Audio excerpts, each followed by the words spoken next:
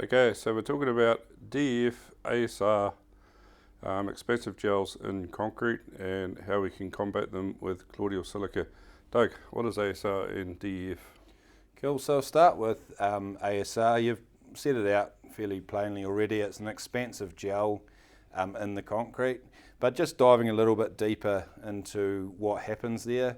Basically, with DEF, there's unreacted cement particles in the concrete that either they've been, when the concrete's been cured, they might have been steam cured and cured too fast, and it cuts that cement reaction off. And at a later date, those particles start reacting again and expand inside the concrete. Now the key thing with DEF is that it needs moisture to feed it and feed those expansion rates.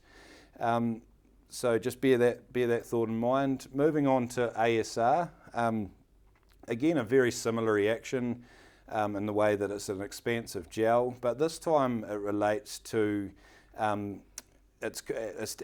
actually stands for alkali silica reactivity, so it's reactive materials in the sand and the aggregates that form this reactive silica gel, and unfortunately that gel expands as it reacts and causes micro cracking within the concrete structure, which is fine if it's just starting off, but as it progresses, it opens up and allows contaminants and moisture to get through to the reinforcing steel and start that deterioration process. But again, if it needs moisture to set off those reactions or feed those reactions in the concrete. But Martin? Yeah, thank you, Doug. Good overview of the issue. So this can be remediated with spray applied colloidal silica. Gets in, penetrates, renders the concrete impermeable. So as Doug said, both issues are related to, or they need moisture to feed the expansive gel reactions.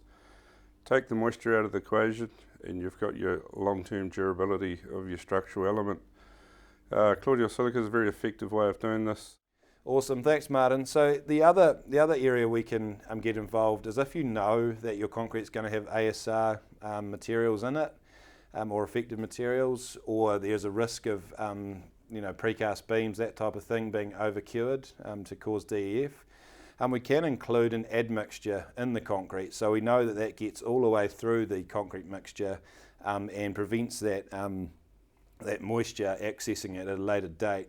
Because the real issues happen when moisture from outside the concrete hit it and penetrate into the concrete, would you say? Yeah, exactly. So ASR, extremely common unfortunately. DEF, not so much, but we do get involved often where you're the steam curing to speed up production times and the internal temperature of the concrete rises too much. That's a common one we're called. It's a very effective remediation. It saves a lot of bridge beams over the years. So if you have either of these issues, please get in touch. Saving the world, one concrete structure at a time. Markham, adding life to concrete.